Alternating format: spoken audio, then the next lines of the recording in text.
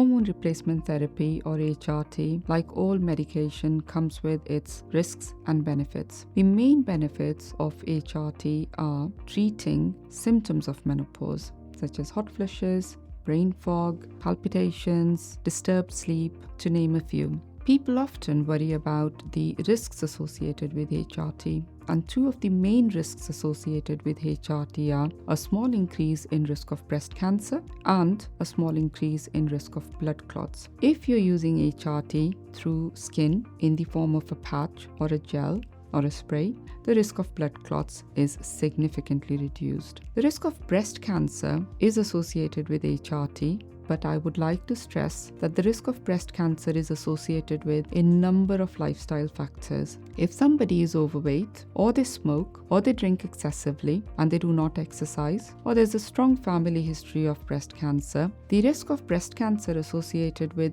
these factors is significantly higher than use of HRT alone, and that needs to be taken into account.